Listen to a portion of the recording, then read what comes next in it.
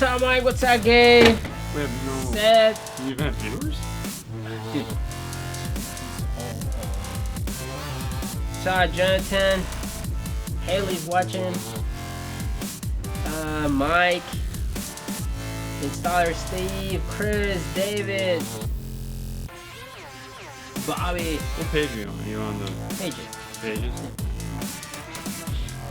What's up, Mike? David from Dallas. Jacob.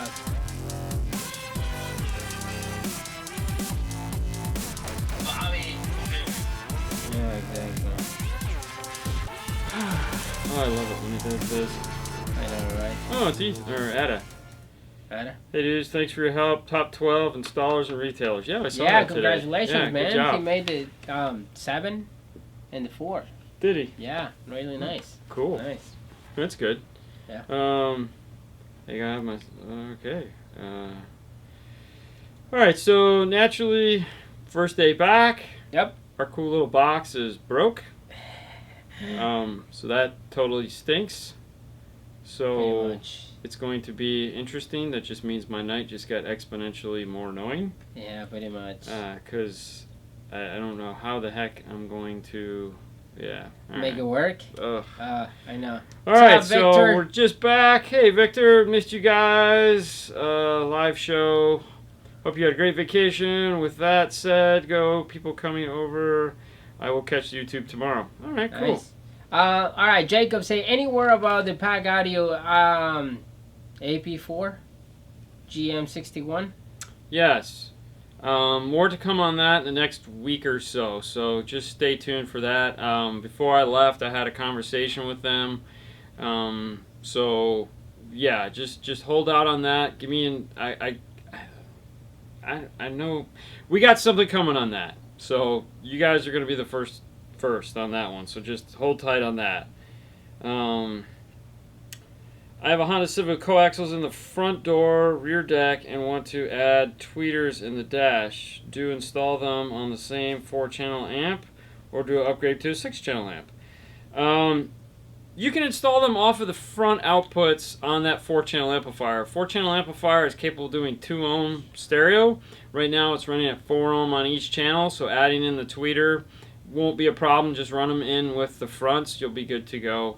The only reason why you'd want to do a 6-channel amp is if you're going to do something like active, or you want to be able to control the volume on them actively as well. Otherwise, just add them on. Try to find a nice tweeter that has some form of attenuation built into it, meaning look for something that has like a +3, -3, or 0 dB setting. Yep. That'll give you the ability to turn them down if they're too loud, or turn them up if they're not loud enough.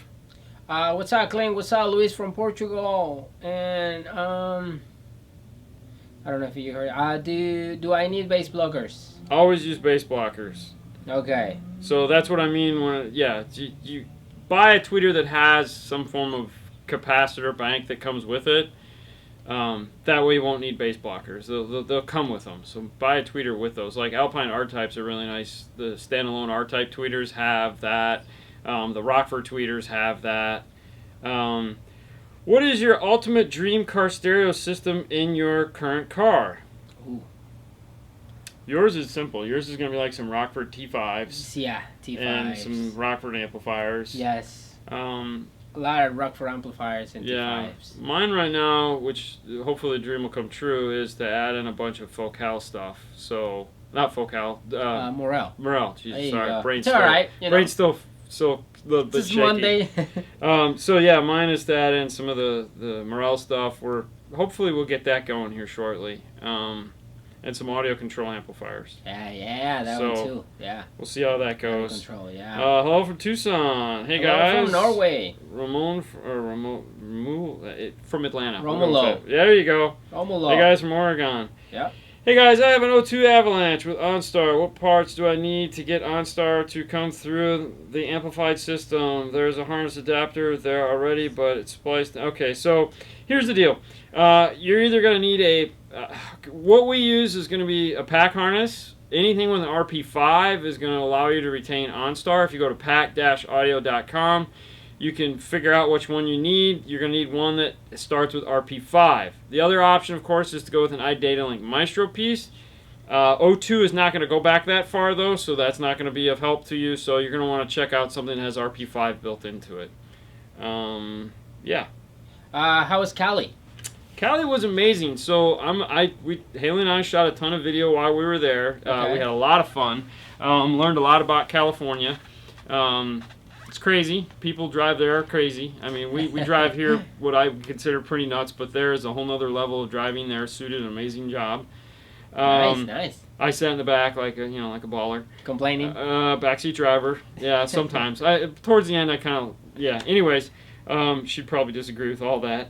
But it was a lot of fun. So we're actually going to do a vacation video here in the next couple days. So you guys can check that out and see what we did. So if you're interested, you want to watch that. It's obviously going to take place in one of the videos. I'm sorry. Hopefully you like it though. Yeah. You know, it's nice to get us outside of the bay every now and then.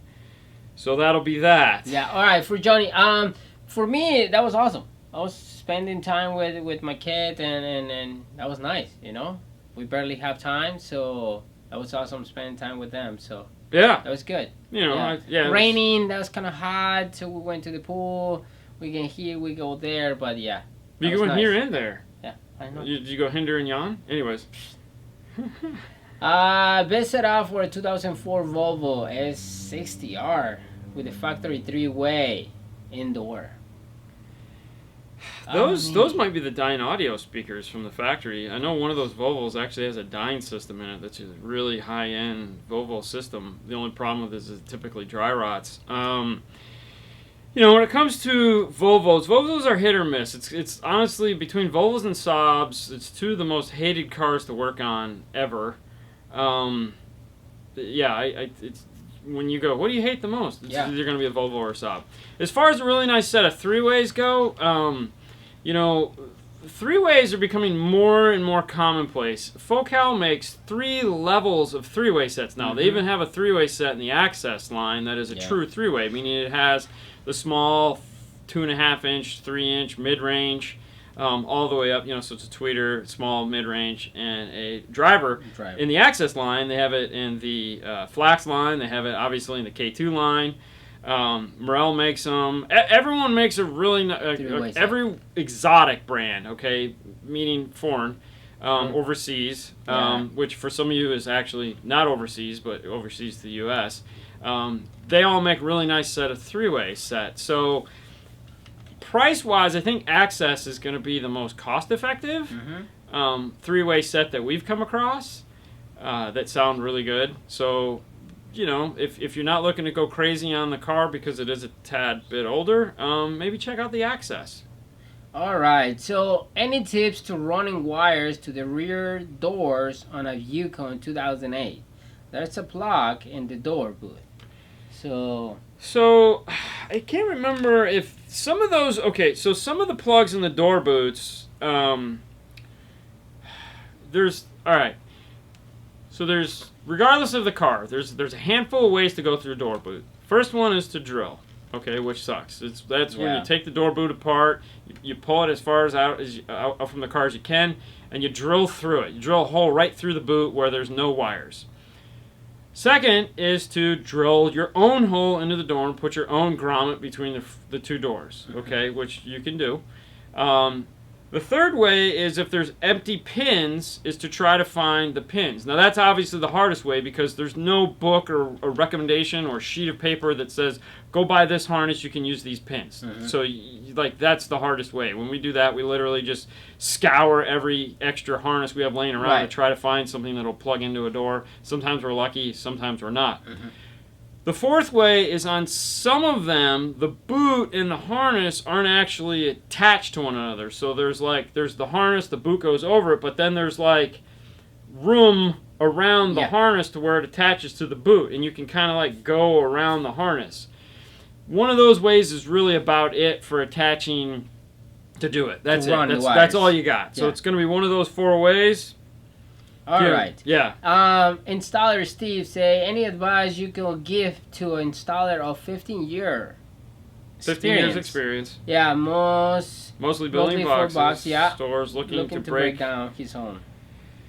Woo. Okay, so I'm not the guy for advice on that. I'm okay. So here's my thought. I've been doing this for 28 years, and I've always worked for a store.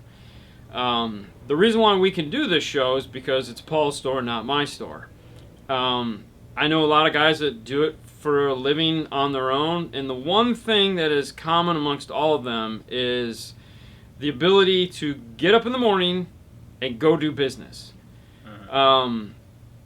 I have a lot of stuff on my mind, and it's not doing that. Like, I don't want to get up in the morning. I have other stuff I'm thinking about.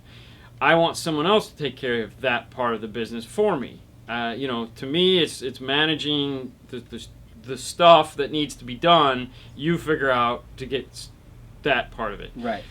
So first off, to do it on your own, you'd have to be totally the opposite of my thought process. You would have to be willing to go out there and find the work. Joe, who's been doing this just as long as I have, he's been doing it solo. He started at a shop. He didn't like it. He went out on his own. He pounds the pavement. He found his car dealerships that he does work for. He found his niche, and he's ridden that niche to a very successful career in car audio. Right. He's got a GTR.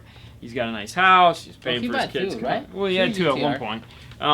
But he has that drive to go out, and the other thing too is he does a lot of crap. He'll take a lot of the jobs that just no one else wants to do, and he'll make money at it. So I feel that you have to have that built into you to do it, which I don't. I know my limitations as a and I just don't have it.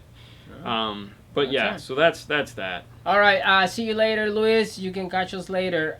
Chris, hi from Canada. Planning to put the Pioneer 2300 NEX in my 2018 F-150. What dash kit do you prefer, the pack or the IDATA? IDATA, Metra. I like the pack. We've done all three. Okay, we've done two. We have not done the. There's no way in hell I'm gonna do the metric kit. I'll tell you right now. We've done the older metric kits. I got no use for them. Yeah. We did the IDATA. We did the IDATA, and we've done the pack. I like the pack. It just feels better. We've built dozens of them. Yeah. The only thing I can tell you on all of them is pay attention to the instructions. Screw size is critical. I can't tell you how many guys just go at these things and they drill the screws right through the face of the kit. So pay attention to the screw size. That's that. All right. Morel components are nice. I use them in my home speaker build.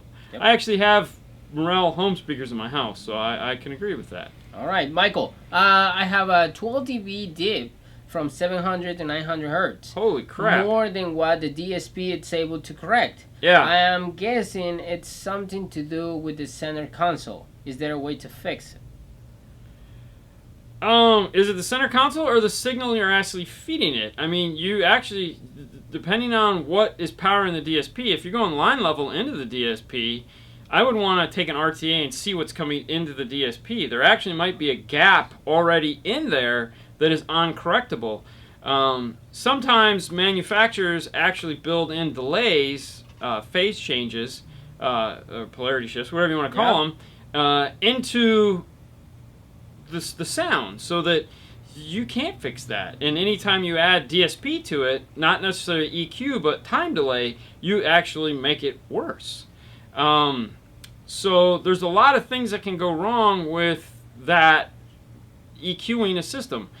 That's why we have all the handheld DSP, so we can actually see the signal. That's what makes the audio control so nice, is that you can actually see the signal coming in and signal going out. But that signal coming in is probably where the problem is. Okay, so like, for example, like a Toyota Tundra. A Toyota Tundra has a huge gap in it, just gigantic gap, where there's nothing there. There's nothing to be had. It's coming from the factory. There's a gigantic hole. And what are you going to do? The sound's not there. You can't push it up any farther. So you either have to A, work around it, or B, put in a different source unit. Or just, by source unit, I don't mean necessarily replacing the radio, but place something else. So there's a lot that can cause that. You can also have like I said, a phasing problem where there's two speakers playing too close to one another and they're actually canceling each other out, like a tweeter in a mid-range or a mid-range and a mid-bass playing at similar frequencies, and you're getting a null where they're actually canceling each other out. So I'd be curious to see where you're getting the signal from. Is it just like an iTest mic and you could see the void there? Because there's 3 RTAs needed to tune a system. Okay, there's the input from the source, there's the output from the DSP, and then there's the mic in the car. If you're not using all 3, that's why it's hard to figure out what the hell's going on. Because you have to figure out where the problem is first. We have all 3. You have to have that, and that's what makes tuning the DSP expensive and hard. Yep. All right. Hi guys. Hey. Price the John. Price the Alpine Type-R. Is like, hi. You guys price the Alpine Type-R speakers. So, what do you guys think about the Type-X? You mean praise the? Praise. Praise. Yes. Praise. I'm sorry. Praise. Well, no, the Type-X are amazing. Yeah. I mean, we like the Type-Rs because the Type-Rs have been around for so long, Yeah. or R-Type, or whatever the heck you want to call it. The Rs. We'll just call them the Rs. The Rs are a great speaker. Like, if you saw the video where we talked about the Rs that we were doing in the car, yeah, we gave them high praise. It's a great sounding speaker. The X-Type takes that to a whole nother level. So if you have the budget, you definitely want to always go with the best that your budget can afford. See you, Chris. So if you can afford the X and you like the Rs, go to the X, because the X are going to do everything the R does, but better. Now, if you want to know about the pricing, you can call Paul, and he can give you the pricing range. So the Kenwood DDX 890 HD versus the DNX 6990 HD. Is it better to have all the components from a given brand, or mix is better brands? Okay, so I get what you're saying. Let's take this out of this question and just talk about what... Okay, how crazy is a person? And that's really what this comes down to. So there's few brands out there that allow you to buy from soup to nuts the whole brand, all one brand. Okay. So, like, I mean, from the radio to the amplifier, or from the DSP all the way out. Yeah. So, like, Japanese brands like Kenwood, Alpine, Pioneer. So the big 3, JVC, Evolve, throw that in there, why not? But not really. They give you the ability to buy everything from radio to subwoofer. Okay? Now, other brands, like, let's take Focal. They give you half of it. They give you everything but the source unit, but they give you a DSP. So you can go from DSP back. And most of the higher end brands, or most of the brands are like that, where they give you like the DSP back or the amplifier back.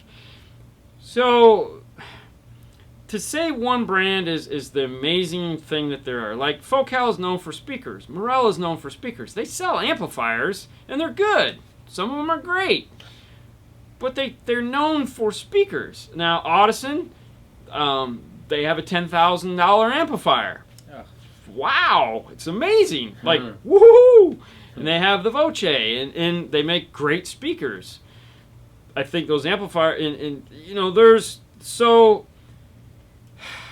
to say one brand is the almighty is hard, because there's a lot of brands, like let's take Audio Control, for example. Okay, so they make RTAs, they make amplifiers. They don't make speakers, they don't make source units. Their products are amazing. So, you know, you take that product and you combine it with an amazing speaker or amazing subwoofer or amazing radio. You don't have to have all things match. Some people like that just because of their OCD. I'm not one of those guys. I want to buy what is great by that manufacturer and put it with other great things. That's how you should do it. So, you know, if Audio Control makes a great DSP, which they do, buy that. If you're not cool with their amplifiers, but you like, you know, let's say a Rockford amplifier, whatever turns you on, you buy that. And then if you like Morel speakers like me, you buy that. And then if you're a Kenwood head unit guy or a Pioneer head unit guy, you buy that. Buy the pieces that fit the puzzle best and are going to work amazing for your system. Don't get caught up on everything else. It's not as important. All right. Why should I set my filter frequency? Powering 1JLW ranges from 50 to 500. What's that? Sorry, I was reading another question. It's kind of captivating. My bad. Why should I set my filter frequency? Okay. On my JL-HD 750. Okay. Powering 1JLW6. My range is from 50 to 500. So, all right, so we've talked about this in the videos before. Anytime we put an amplifier in, we have a default setting of 80 hertz high pass, 80 hertz low pass. And the reason why we do that is because it's a good middle-of-the-road place to start. It's high enough to where your speakers aren't going to blow, and it's low enough to where your subwoofer is going to perform very well. Now, what we don't talk about in the video is 90% of the time, that subwoofer typically stays at 80 hertz. That's where it stays. Sometimes we'll go up just a little bit, sometimes we'll go down just a little bit, but most of the time it stays right at 80 hertz. 80 hertz is a great place for a subwoofer to play up and then roll off either at 18 or 12, I prefer 12, into the rest of the frequencies. So you still get a little bit of, 100 hertz, 120 hertz, 200 hertz is almost gone, out of the subwoofer. Now, when I go higher, it typically just depends on where the subwoofer is positioned in the car. I meant lower. So like, if I'm going to go down to like, let's say between 50 and 80 hertz, it just depends on how close that subwoofer is to me. And how much noise I'm getting off of the subwoofer. Because sometimes when you play it up to 80 hertz, you get some cone noise. There again, it depends on the design of the woofer. And sometimes by limiting the speaker just a little bit, you can reduce that cone noise. Now, if it's in the trunk, you're never going to have to worry about cone noise, ever, unless you pop the trunk and you sit there and go, oh, I can hear some cone noise. So that 80 hertz is a great place to start. There again, you can go up or down from there, but start at 80, rock it out, play some music, see what sounds good. All right, why the LC6i for the last 30 years created white noise?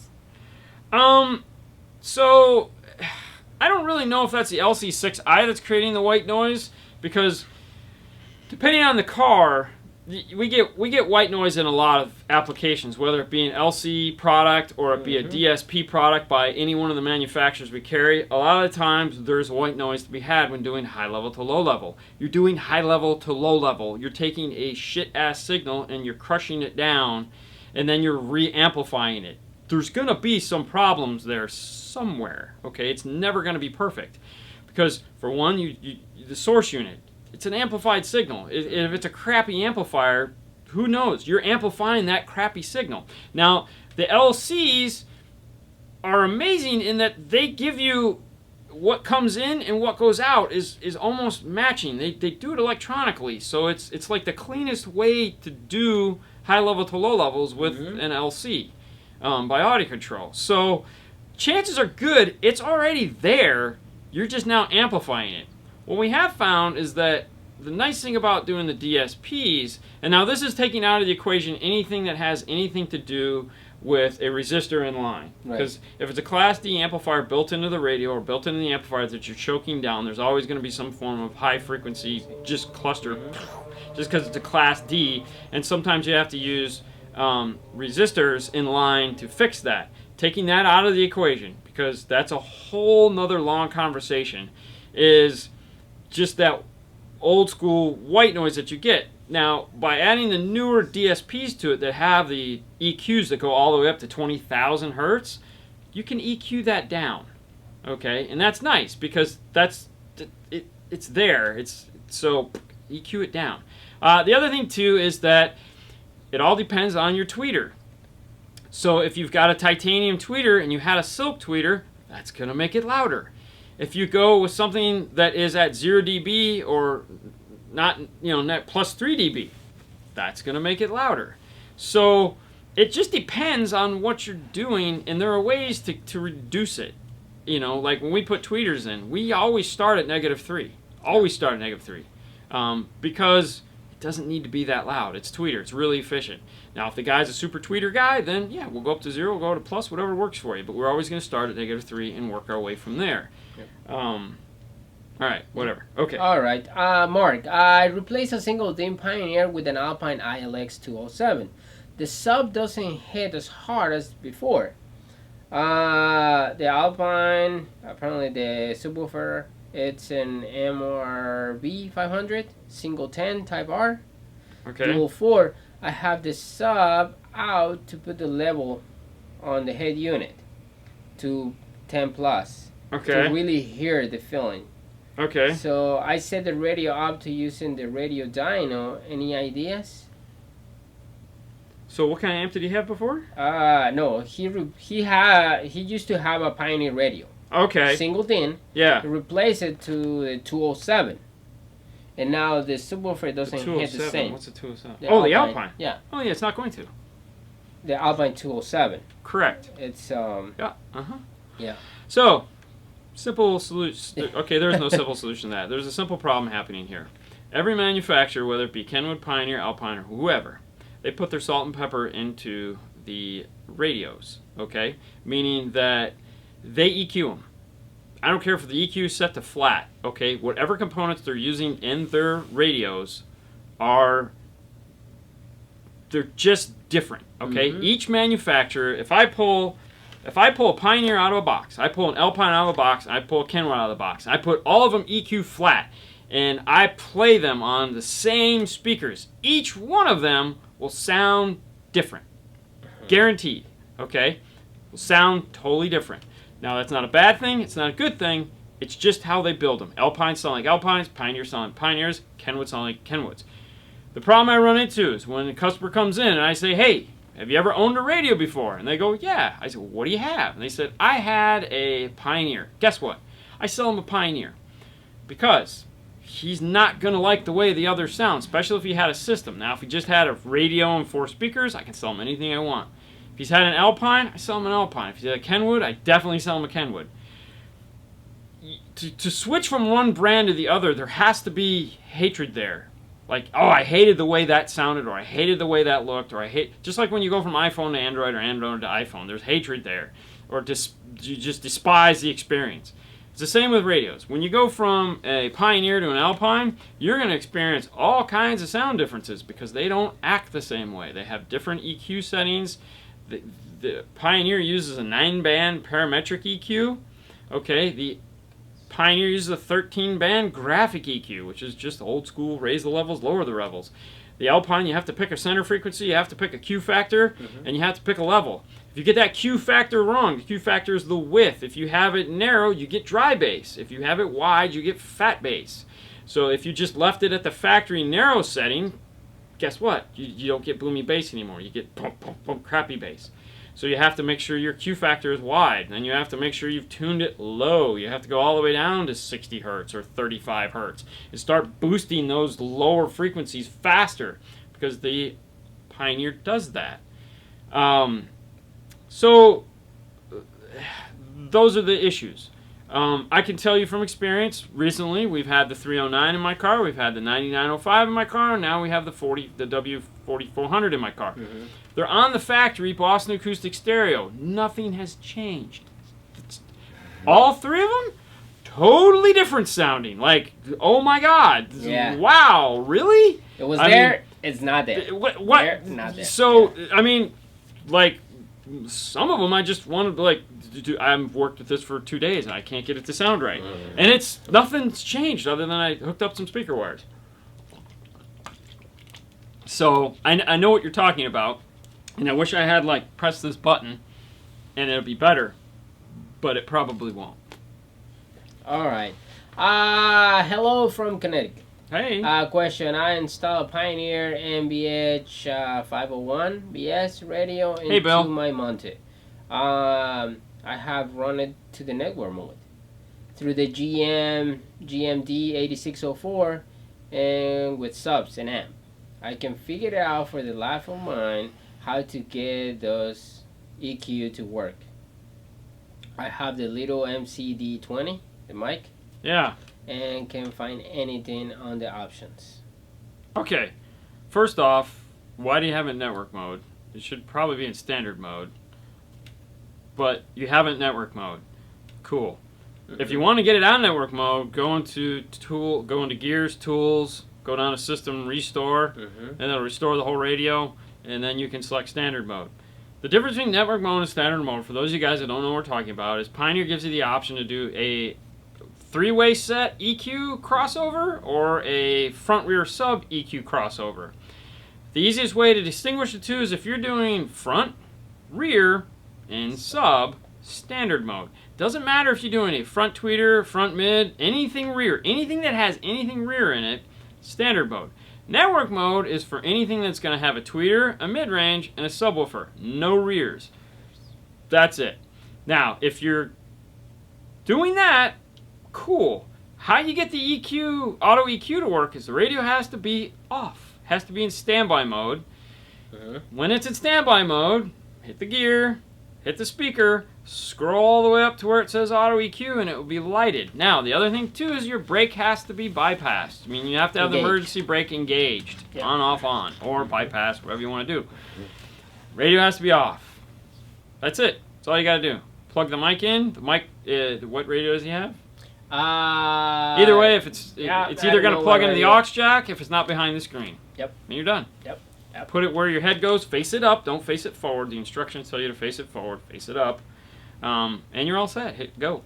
All right. Kenwood DNX A90 HD versus I already covered that. Went down that road. All right. Hey guys from Jacksonville, Pack Pro and Rockford Fosgate 4-channel and Jeep Grand Cherokee sound great. Dean, thanks for the help. You guys are awesome. Oh, perfect. All right. Hey guys, my radio cuts off in and out. Sometimes I check to make sure it wasn't my phone. It happens in the radio as well as Bluetooth audio. I have a stock unit. It's a 2016 Toyota Corolla with 5-channel amplifier. Going to subs and door speakers. So what cuts off? Apparently the radio. I mean, I'm sure it's the sound. It's a factory radio. Okay. The 5-channel amp. So I'm guessing high level to low level? Yeah. Okay. Yeah. And so I do know there are some issues with Toyota radios. Like I was reading a whole thread on some of the Toyota radios. There's actually a defect built into the factory radio that the op amp in the radio or the amplifier in the radio goes bad. Okay. Quite frequently, actually. Because I've read where a lot of shops, they get done with their big systems, high-level hookup, and then all of a sudden there's no audio, and it turns out that the radio amplifier blew. For no other reason than it just blew. So you may want to search, like on Google, Toyota factory radio amplifier bad. It might be under warranty still. I don't know. I don't know how bad you butchered up the harness. Yeah. But it could be that as an issue. There again, it also depends on the amplifier. So, you know, 3 things cause an amplifier to shut down. We need to make this movie one day. 3 things, okay? Improper impedance. That could be a too low of an ohm load. That could be too much resistance on the input in the amplifier. As far as battery voltage, that could be a bad ground, bad remote turn on, bad fuse holder underneath the hood, power wire that's too small. Improper ventilation could just be where it's mounted. Is it mounted vertical as opposed to horizontal? Is it jammed underneath a seat where it can't breathe because the amp is too big? Is it buried behind a panel? Is it behind a seat? There's a lot of variables, but those are the 3 things that cause the amplifier to shut down. Now, in your case, because you think it might be coming from the source unit, what you'd want to do is take a digital multimeter set to AC, okay, and then when the sound cuts out, take the digital multimeter, go to wherever the signal into the amplifier is, and turn the radio up. You know, pink noise would be great because pink noise is a fixed signal, so the voltage will stay the same. And see if you have voltage coming into the amplifier. Okay, AC voltage, not DC, AC. Sound is AC, alternating. See if you have sound coming in the amplifier. Turn up the volume. If it goes up and down, you have signal coming in the amplifier, you'll know it's the amplifier and not the radio. If you have no sound coming into the amplifier, meaning you're sitting there and you get no reading on your voltmeter, then you know it's the radio. Now, if you're using an external high level to low level, start there. Test the sound coming into the external high level to low level. check the output. If the amplifier has high level, low level built into it, and that's how you're doing it, either way, test it wherever the signal is coming into the amplifier or into the high level to low level adapter, and make sure you have sound AC coming into that device. That'll tell you, is it my amplifier? Is it my radio? That'll help to eliminate whatever you got going on. Okay. All right, let's see. Somebody say, let's see. Hang on. What do you think about the Planet Audio El Paso, amplifiers? Texas. Yes, high level. All right, so check there. Okay, so Planet Audio amplifiers. Okay, there again. We'll put this in a broad thing because there's a ton of things that fall into the Planet Audio world. There's actually a Planet Audio amplifier. Yeah, no, that's right there. Yeah, right. There's this whole row of stuff right here. So you got a Planet Audio, you got an Auto Tech, you got another Auto Tech, I don't know, some other crazy stuff over here, some audio pipe. There's something like that. There's a couple Crunch amplifiers over there somewhere. Yeah. The point is they're all amplifiers, okay? And we've seen from watching Big D Wiz, Old School Car Stereo, some of these amplifiers don't necessarily do what they're supposed to do, or they say they do, and some of them do. Yep. Now, some of them say that they do way more than the sticker on the amplifier says. Like, I think that one up there says it's like 1,000 watts or some crazy thing like that. It's nowhere near 1,000 watts. It's like good 300, 350, 400 watts, okay? Much. And it's a good, like, it'll drive something that's that ready for that. Like, you know, we've put it on 112, and it's just like, nice. Yeah, it's nice, you That's know? it. It's got a 35 amp fuse. I mean, let's be realistic about it. So, my thought is this. They're affordable amplifiers that, given the right situation, will do their job. Will it be the cleanest, most elegant sounding thing on the planet? Probably not. Will it deliver you a nice, good sound for a decent dollar amount? Yeah. But you have to be, like, kind of smart about it and thinking that I'm buying a 1,500 watt amp for $100. No, you're not. But then again, that's even getting better because, I mean, I just watched all Big D Wiz talking about the 3Ks or 4K, whatever he just did, all the Korean amplifiers. And some of those amplifiers are super affordable. It put out their rated power. But, you know, it just, you know, here's the deal. We all get caught up on brands. We all get caught up on the latest, coolest thing. At the end of the day, we want a stereo. We want it loud. We want to get the ball rolling. You know, we want to start. Just start. Get moving. You know, you talk about, you know, one day I'm going to have this. Well, that's fine. What are you going to do until you get there? You're just going to live without car stereo? No, I mean, you know, like I've talked about before. I'm trying to get into the headphone market, the headphone world. Like I'm just putting my foot into. I bought a couple pairs of headphones, and you know, and I haven't spent a ton of money. I've just been buying the affordable headphones. Like I just bought a set of Fostex TR80s, I think they were TR80 so. closebacks. Not they make them in like 3 different. Anyways, they were like $89, and they sound wonderful. Yeah, now, nice. are they the same as like a set of Sennheiser HD 650s or 660s? Well, you need the stacks. No, are they some stacks? They're definitely not stacks. There's no Okay, stacks, no. Are they electrostatics from stacks? No. You know, are they polyplaners? Definitely not. But I did buy a set of polyplaners. They sound. I listened to them all last night. Actually, when I got home, I was listening to them last night as I was doing some editing, and I was like, you know, I'm just listening to talking, and it was like, God, these sound so amazing. But there again, start out small if you need to, then get big. You know, just get into the hobby. Get going, man. You know, get into the music. You know, I'm a big advocate of buy it once, buy it forever. But, you know, we all started out. I mean, my first amplifiers were Sherwoods. Can I get an amen for a Sherwood 180 and a Sherwood 240? I mean, that's what I had, man. It was, you know, and I think I had a Majestic amp before that. But those were what I started with, you know, and those turned into Orions, and those Orions turned into Macintosh, and those Macintosh turned into Kenwoods because they had a better installer buy-in program. So, there you go. You know, but amen for Sherwood. See, thank you. Right. So yeah, don't get caught up, man. Just be realistic about your purchase. and you'll be happy. There you go. Jesse, 2013 Silverado needs accessory wire ran to power the radio. Any favorite place on that vehicle to connect to the ACC? What do you got? Can you answer that? Well, definitely you need a smart harness. You know, if you don't have a smart harness, man. What kind of car was it? It's a 2013 Silverado. You can check out the LC GMLCs. Did we do a whole review on that? Yeah. Packer Audio makes a product called LCGM. LCGM1. No, it's like a LCGM 12 or just Google Pack Audio LCGM. What you're gonna get is the Pack Audio entry level smart harnesses. Yeah. Okay, they're semi-affordable.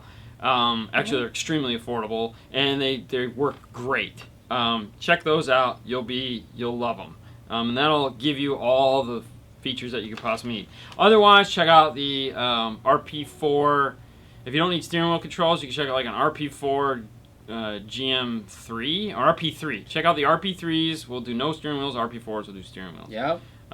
What did Ada ask? Ada said, "What do you think about a Toyota I'm not for your yet. shop car?" Sequoian? I don't know. I Looks don't like know where you Sequoia. are. Big D wheels. I'm out of here. You know, it's funny. Let's talk about shop cars for a minute. So I obviously have a Camaro. You have your G35. Paul has a Honda Pilot. And Paul was crying the other day because he was like, "Oh, you guys are putting stuff in your cars. I want to put stuff in my car." And I was like, "Really, bro? You never have cleaned out your car since the day you bought it. You've never washed it since the day you bought it. You keep tons of crap in your car. There's like 6 kids' flip-flops in the back seat of your car. What stereo are we going to put in your car so you can listen to CNN talk? Are you ever going to take a customer out to your car and let them hear your car?" And you know, I mean, he's not a music person. He listens. Well, he listens to 5 seconds of everything. Well, yeah. I mean, and then and he changes the station. It's like like riding with him is like riding with it's like. What's that, Tony squirrel, from UK? Squirrel. Hey, Tony. Yeah. So I'm like, what are we gonna put in your car? Are you ever gonna take anyone out to your car and let them hear it? Because if you're not, what's the point of us putting a stereo in your car? Yeah. The whole purpose of us building the labs was so that we could walk people out to the cars and be like, all right, let them hear them. Here's what is in this car this month. Okay. Check it out, or like in this case, I have the 4400 in there. Guy comes in, and we don't have it on the board. I can walk him out there. I can give him my here's the 4400, and this is what it'll do, and this is how it looks, and yay! So Sequoia. All right, so what do you think of a Toyota Sequoia for a shop car? Ooh. So I mean, I like it. Yeah, why not? You can do 7. Especially when we're talking Ada. Because let's be honest, because Ada's going to do a stealth sub in one of the back corners, more than likely. Because so I feel like the car has to represent the car. Okay, so like you get a Sequoia, the natural desire for somebody like me is to throw 212s or 215s in it because it's like, yeah. Oh, you can fit it. But anyone coming in the shop with Sequoia is not going to want to do that now. I mean, back in the day, they all wanted to do that. They wanted. Man. Most of the guys now are going to be like, I want something off to the side. Okay, now we're talking about the Sequoia, the new Sequoia, or the old Sequoia? It doesn't matter. A Sequoia is a Sequoia. It's an SUV. I mean, it's a nice car. But, so there again, Toyotas in general, when it comes to radios, suck. Yes. So I'm going to want to put a new radio in it. I'm not keeping, unless it's a JBL system and I can put an Amp Pro in there, because at that point, I can do an Amp Pro, I can demo an Amp Pro, and if I needed to, there's enough room in a Sequoia, I could put a secondary radio. He wants the new one. Yeah. Well, of course. Well, all right. Yeah, but still, the radio, the signal is bad. The signal's going to suck in that. So, I mean, you're going to be DSPing the hell out of it. I mean, that'll at least give you the ability to show that. Because, I mean, we know, you know and I know that this world is becoming a DSP world, and the radio is getting farther and farther away. We're still doing them now, but we know that's going. We know that the head unit market is turning into something. Shrinking. It's shrinking. Yeah. And the DSP market, especially this year, is growing exponentially. So having the ability to demo that bit of technology to someone, to me, is why we built your car and kept the factory radio. Correct. So we can. Okay. So no DSP. It's an Amp Pro. If they have an Amp Pro for it, which probably not, because they still don't have them for the 2018. newer systems. That's still coming. It's coming. Right. Well, by the time you get the car, they'll probably have it though. So Yeah. if it's going to be the one built on the Camry, I mean, definitely is going to be a good project. you definitely need a DSP though. But I see. Yes. So I mean, I could see him building an amazing. Oh, okay. So it's not a new. It's a 2012. Oh, then yeah. There Yeah. you go. Yeah. No, it's here. All right. Yeah. So there again, you're probably gonna do like a cool stealth box in it. You're probably gonna hide the amplifiers. Put some. So when we were talking about doing the cars, the first thing we thought of naturally was like he said, he wants some T5s. I want T5. Okay, and it was like, okay, how many T5s are we gonna sell? So, not any. No. So it was, let's bring it back to the stuff that we want to sell customers. Like naturally, I wanted the 9000 series RCAs. Oh. You know, from Stinger. I was like, oh, I gotta have 9, and I was like, wait a minute, how many of those are we gonna sell? We're not gonna sell any. That's a $200 set of RCAs. Who's buying a $200 set of RCAs? I mean, yes, it's somebody there. They can buy it. There are people, definitely. but it's not our client. You know, it's not our guy. Our guy is not buying it too. You know, we're not all getting Teslas like Maddie building these. No, so, but no, there is no one ever gonna walk in this door and buy a $200 set of RCAs. Ah, come on. It's not gonna happen. Yeah. But that's okay. You have to know your market. You have to build your show car for your market. Right.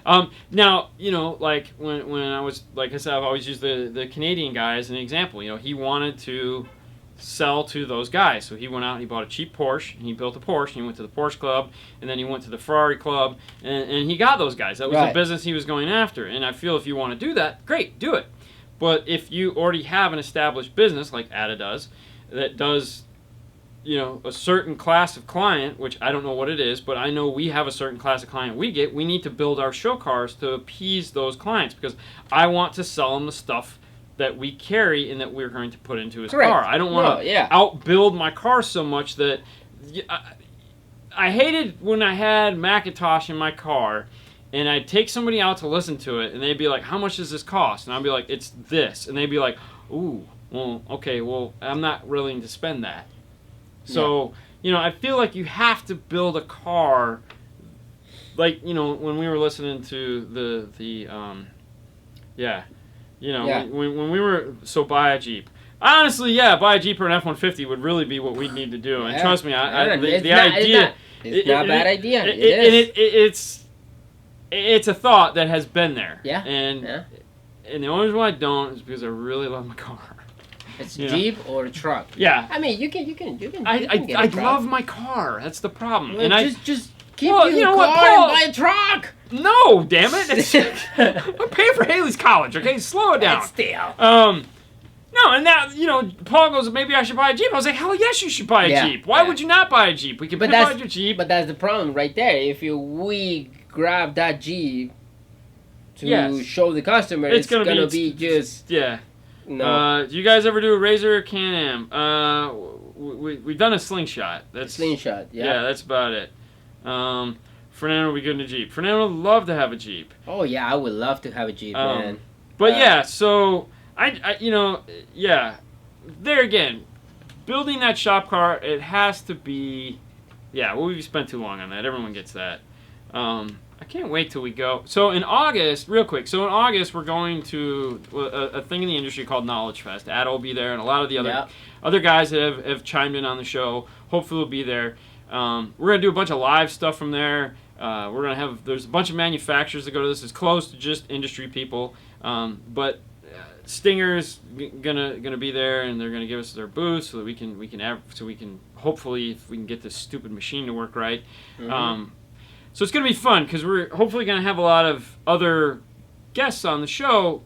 For anyone that's going to this show, any installer that's going to the show is gonna be somebody you want to work on your car, and we want to get as much of them on as we can because they might live in your part of town. And if they live in your part of town, you'd want to seek them out because if they're there because they care, and those are the guys you want working on. I know it rhymed. These are the guys you want working on your car. Yeah. So we know that a lot of you guys are like, man, you know, if I lived in Florida, yes, we understand, and we'd love you to, but we know you don't. So one of the things that we want to do when we're there is introduce you to guys from other parts of the country that might be in your back might be right in your back door that can work on your car and do an amazing job.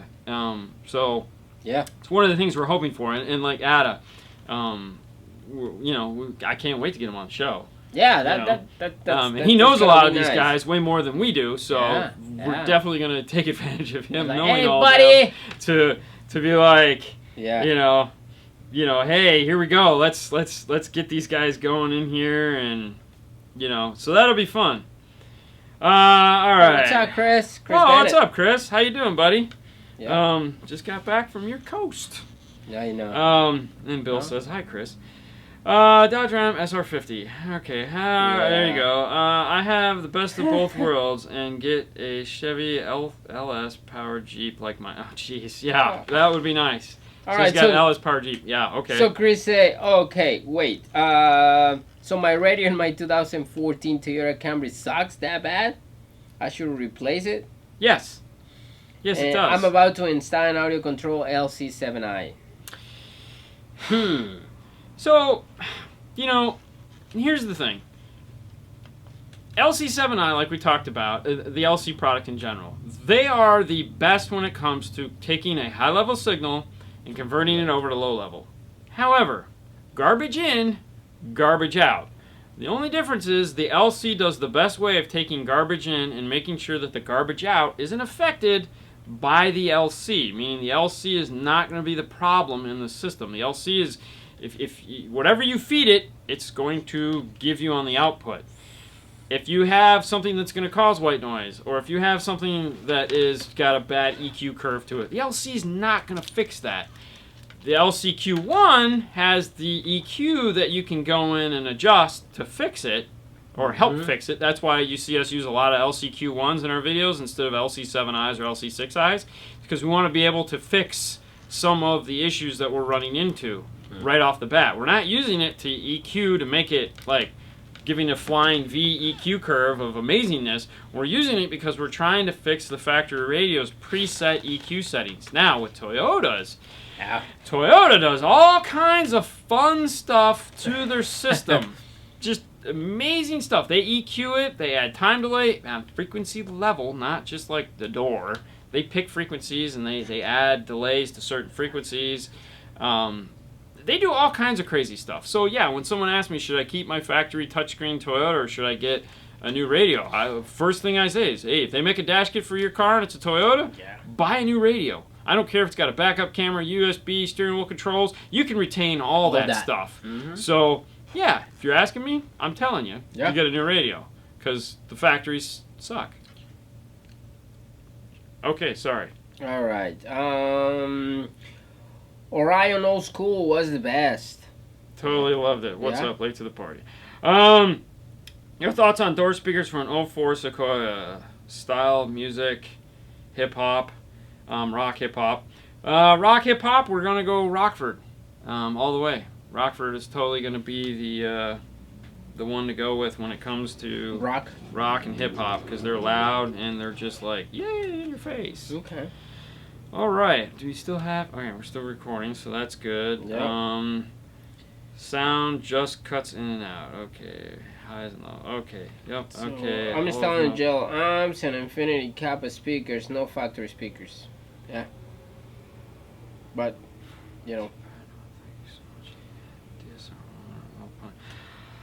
Okay, any 12-inch subwoofer recommendations for an Alpine X A900X, affordable but dependable. Thank you so much. Again, RF DSR1 or Alpine PDX E8050S. Okay, so dependable subwoofers. There's a ton of dependable subwoofers out there that are reasonable. You can check out Scar Audio's. There's a ton of. I mean, Alpine makes the S-Type.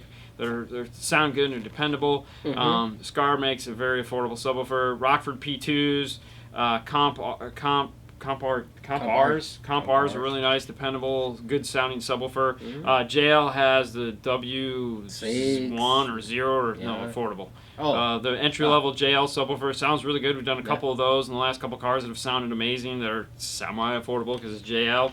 Now when it comes to the DSR1 or the Alpine DSP amplifier. DSPs. Well, yeah, but the PXE 8 or 0850S has 8 channels of 50 watts built into it. Okay, it's 8 channels of 50 watts.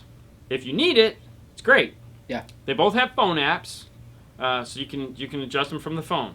If you're not planning on using the 50 watts built into it for anything, because it's only 50 watts, okay, and it's not like it's bridgeable or you can't do anything with it, you know, then I would just go save the money and go with the DSR-1. They're both going to do the same thing. You know, with the DSP side, they're both very similar, unless you need more channels of input. Because the one limitation on the DSR-1, which is why it's so affordable, is its inputs. It has very limited input, you know.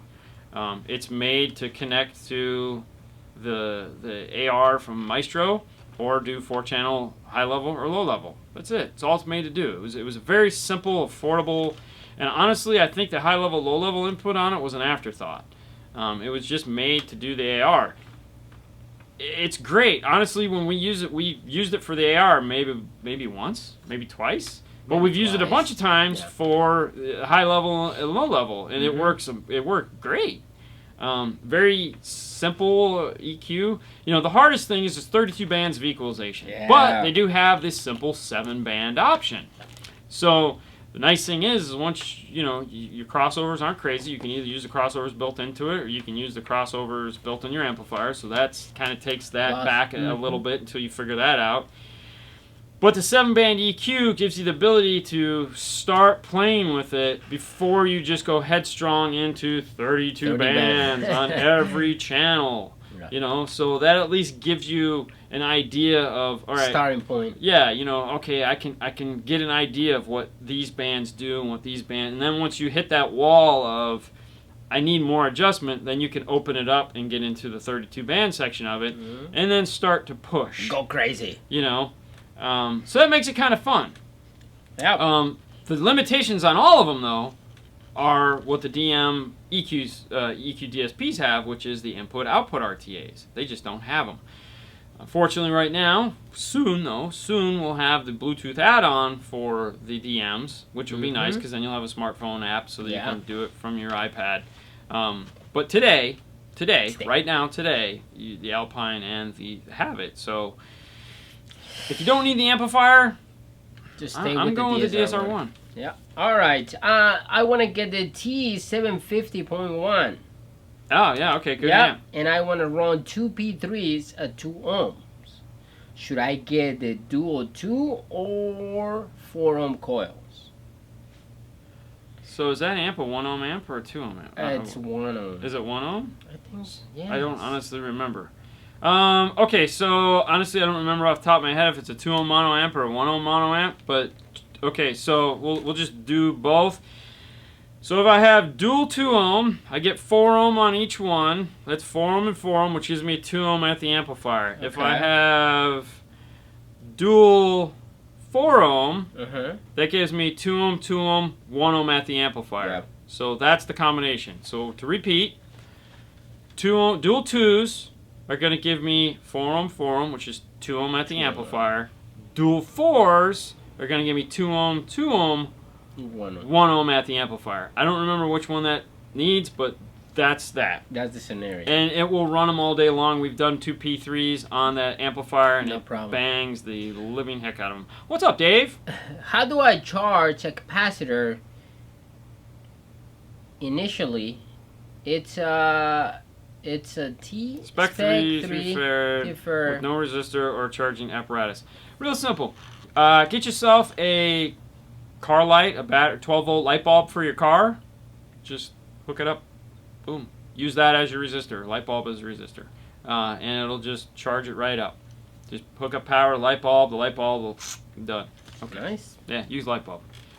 If you want to see a video on it, just Google charging capacitor with a light bulb. All right. I have a 2015 Ford Fusion. If I install a head unit to replace a factory stereo, can I return steering wheel controls, and do they have the adapter to use the antenna for Sirius XM? Or I'm going to have to run the antenna. Okay, so if it's got a factory Sirius XM, iData makes the SAT1. Thank you, Martin. Which is what you need to retain that. Okay, so 750 is a 1 ohm, so you're going to want dual 4s.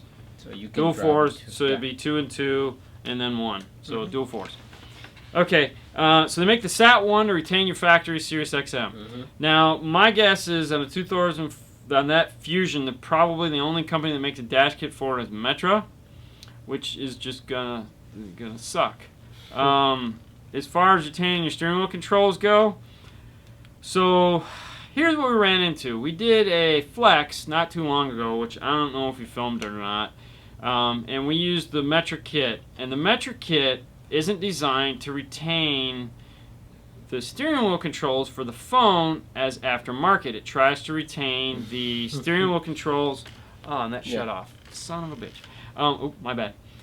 It tries to retain the factory steering wheel controls for sync. Yeah. So, and then every time you hit a steering wheel control, it shuts the radio off. So what we ended up doing is using the Metra kit for the kit, the air conditioning controls, and that was it. Then we used the PAX CP2 for accessory, because the accessory is over the data bus wire, so it generated an accessory, because every time you'd hit it over the Metra kit, it would shut the radio off to do the sync, which was ridiculous. So put a CP2 in it. CP2 connects to the data wire and creates an accessory wire to keep the radio powered, so that doesn't affect that.